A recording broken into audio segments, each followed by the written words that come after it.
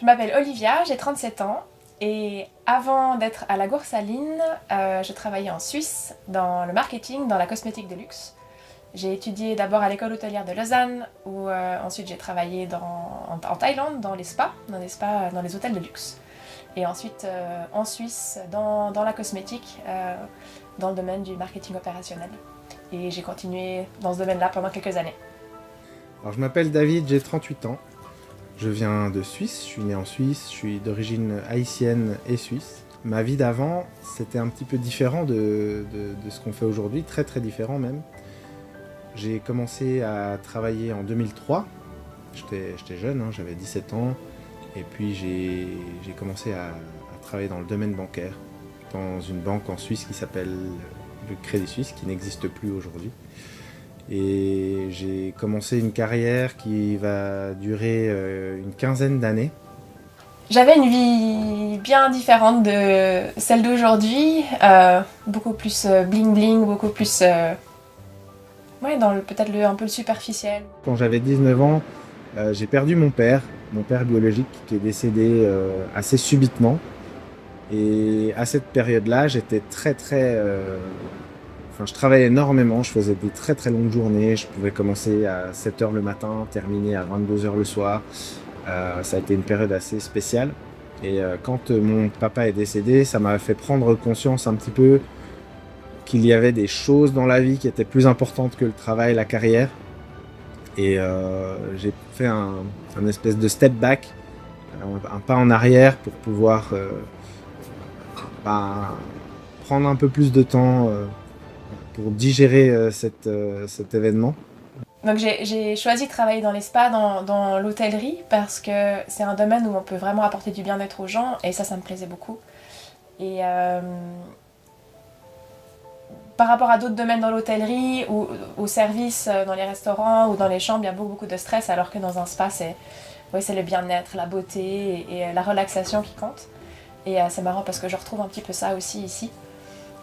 Et ensuite, dans la cosmétique, c'était un petit peu la suite logique, finalement, du domaine des spas et du bien-être. C'était aussi la beauté.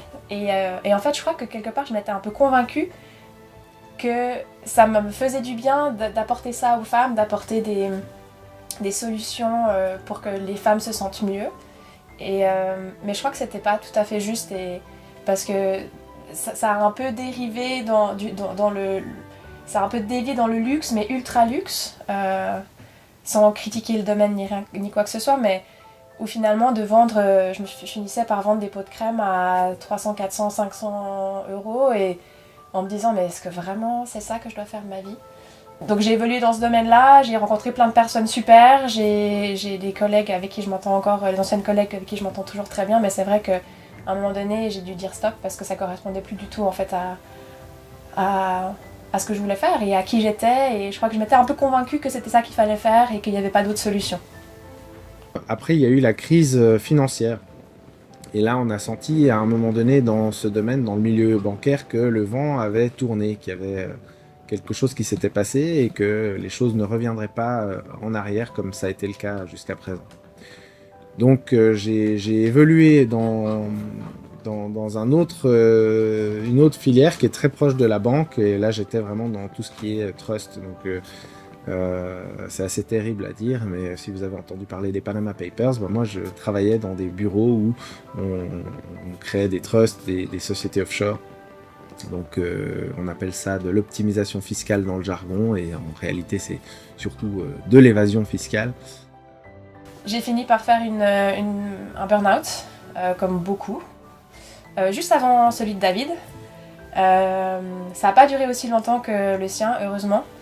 Mais moi j'ai été paralysée, j'ai eu une paralysie faciale pendant quelques mois, et là ça m'a fait vraiment peur, ça lui a fait aussi vraiment peur. Et on s'est dit que ouais, là il était temps d'arrêter, et c'est souvent comme ça que moi j'ai fonctionné, parce que je suis assez fonceuse et déterminée, et je m'accroche et je bosse, et même si ça finit par me faire du mal, mais c'est toujours mon corps qui me rappelle à l'ordre et qui me dit maintenant il faut que ça s'arrête. Donc ouais, ça a été un bon gros signal pour le coup, et Et heureusement, j'ai pas mis beaucoup. Je me suis arrêtée, alors trop tard, mais finalement pas si tard que ça parce que j'ai pu me remettre très très vite. Et aussi, j'ai pu me remettre vite, ce qui a permis à David ensuite, lui, de sombrer un petit peu, et beaucoup même. Et j'étais suffisamment en forme pour prendre soin de lui ensuite dans cette période difficile. En 2016, j'ai rencontré Olivia et notre premier rendez-vous, elle m'a emmené voir un film qui était le film Demain de Cyril Dion. Et alors pour moi, ça a été un gros choc parce qu'on y parle de permaculture et tout de suite ça a résonné en moi. Ça a été vraiment quelque chose, j'appelle ça une explosion de cerveau. Non, ça faisait pas longtemps qu'on était ensemble. on a eu une relation qui a été difficile, pas difficile, mais qui a eu pas mal de challenges dès le début. Parce qu'on s'est rencontrés, on a découvert la permaculture ensemble parce que ma maman nous a conseillé d'aller voir le film Demain. Donc c'était notre premier vrai rencard dehors, de sortie quoi. Et il a découvert la permaculture, alors il fallait le voir. Lui, il était demain, je pars en Haïti, je prends mes bagages et je me tire en gros. Et là, je lui dis t'es gentil, Coco, mais ça va pas se passer comme ça. Moi, je suis intéressée et vraiment intéressée, ça me parle et je vois de l'avenir aussi là-dedans. Mais par contre, on va prendre le temps de se former et de faire les choses bien, quoi. Moi, on dit toujours que David, il a la tête dans les nuages et moi, les pieds sur terre. Et je pense que j'ai la capacité d'organiser, de structurer, et ça nous a beaucoup aidé aussi dans tous ces projets-là.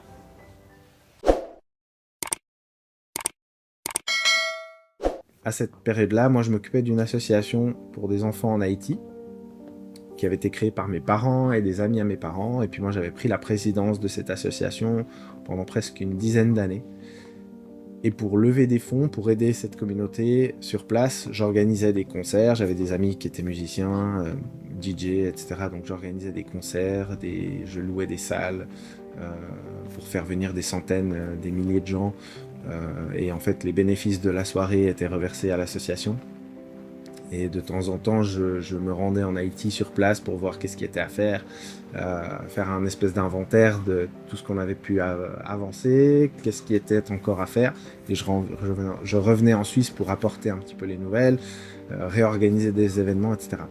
Et pendant toutes ces années où je faisais ça, je me sentais un peu seul dans ce projet et en même temps très frustré parce que on apportait des solutions à cette communauté. On a vraiment apporté des solutions concrètes, hein. Mais en même temps, on les rendait dépendants de nous, de notre aide. Donc à chaque fois qu'on mettait en place quelque chose en Haïti, l'année prochaine, les besoins allaient être différents et il allait encore falloir qu'on intervienne. Et je me rendais compte qu'on ne les rendait pas autonomes. Et ça me posait un gros problème. Et quand j'ai découvert la permaculture, je me suis dit c'est ça qu'il faut qu'on leur amène. Il faut qu'ils apprennent à se débrouiller par eux-mêmes, il faut qu'ils aient des connaissances pour commencer à organiser leur système, leur communauté, leur village, pour subvenir à leurs propres besoins. En fait, comme souvent, c'est lui qui a eu l'idée, qui a eu la vision. Ouais, je crois que c'est lui qui a eu la vision et l'idée de se dire allez, moi j'arrête ce que je fais, je suis pas heureux et je vais faire autre chose. Parce que moi ça faisait longtemps que j'étais pas heureuse, mais sans me dire qu'il était possible de faire autre chose, ou que j'étais capable de faire autre chose, et surtout pas dans un domaine tellement différent de ce qu'on faisait avant. Et moi j'étais vraiment dans les fichiers Excel à fond, les ballons, j'étais derrière un ordinateur 10 heures par jour, enfin je faisais mourir mes géraniums.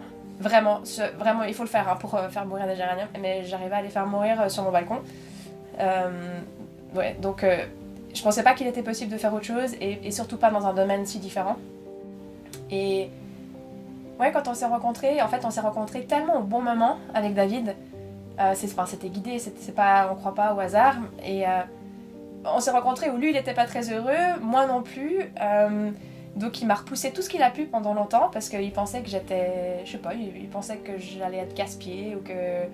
On en rigole maintenant, mais au début c'était pas très drôle. Mais je sais pas, je me suis accrochée parce que j'ai vraiment senti qu'il y avait quelque chose et que c'était pas n'importe qui et qu'il était pour moi et que ouais, qu'il fallait que je le suive. Et nous voilà. Alors j'ai cru qu'elle plaisantait évidemment au début, parce qu'on venait de se rencontrer, c'était notre premier encart. Je me suis dit, connaissant Olivia, qui était une working girl, qui travaillait dans une boîte de cosmétiques de luxe, qui était toujours très bien maquillée, très bien apprêtée, très bien coiffée, je me suis dit, elle va pas venir avec moi en Haïti, c'est pas possible, elle sait pas dans quoi elle s'embarque et dans quoi elle va mettre les pieds. Et on a discuté de ça pendant 1 ou 2 semaines, suite à ce film, de manière très très sérieuse, et j'ai compris qu'elle était sérieuse. Et là, on a pris la décision de se donner 2 ans. Ah, donc après le film, où David voulait partir le lendemain, je me casse et tout, on a commencé par se former ici, donc à la Coursaline, en 2017. Et ça a été vraiment la meilleure décision, parce que la formation nous a chamboulés, et ouais, ça a été vraiment explosion de cerveau, et tout ce qui était possible de faire, et ça nous a donné une perspective incroyable. Et on s'est dit, là, on est sur la bonne voie, ça va être super. Parce qu'on a découvert tout à coup, avec la permaculture, tout un champ des possibles par rapport à notre projet en Haïti. On savait exactement qu'est-ce qu'il allait falloir travailler pour la gestion de l'eau. On savait exactement ce qu'il allait falloir travailler pour tout ce qui était attrait aux cultures. On savait ce qu'il allait falloir faire par rapport à la gestion des énergies, par rapport à l'éco-construction, etc. Et donc ça nous a permis de nous aiguiller sur beaucoup d'autres domaines. Et on rentre en Suisse, et c'est là où David y sombre, parce qu'il y avait une telle différence entre la vision qu'il avait, la vie qu'on voulait avoir, et la vie qu'il était en train de vivre à la banque. Et donc là, il sombre, et c'est le début d'une chute assez impressionnante pendant 1 année. Mais tout en ayant ce projet, justement, on travaille sur ce projet, et finalement, ça nous donnait beaucoup d'espoir, et je crois que ça l'a beaucoup aidé aussi à avancer et à garder un petit peu le cap quand même. Et s'en sont suivies d'autres formations, dont une qui a été très marquante, qu'on a faite avec un institut californien qui s'appelle Cal Earth, qui construit des dômes super Adobe. Et ce sont des constructions qui ne nécessitent pas d'engins de chantier particuliers, qui se construisent avec ce qu'on a sous les pieds, c'est-à-dire de la terre, et avec des moyens que les Haïtiens peuvent avoir. C'est-à-dire qu'on remplit des sacs de riz de polypropylène, on empile en cercle, et qu'on monte en dôme, qu'on va ensuite enduire d'un enduit terre-paille avec de la chaux, etc., etc. Et là, on avait trouvé une réponse à nos questionnements par rapport à la manière dont on allait construire notre habitation sur place, puisque il fallait une habitation qui soit résistante et aux ouragans et aux tremblements de terre. Donc ça a commencé comme ça. Ensuite, on a fait une autre formation en maraîchage dans le Gers, chez Jérôme Boineau, le père maraîcher. Et puis, on a fait une formation en permaculture humaine, une formation en communication non violente. Olivia, elle a fait une formation en communication internationale pour tout ce qui est attrait aux ONG, etc.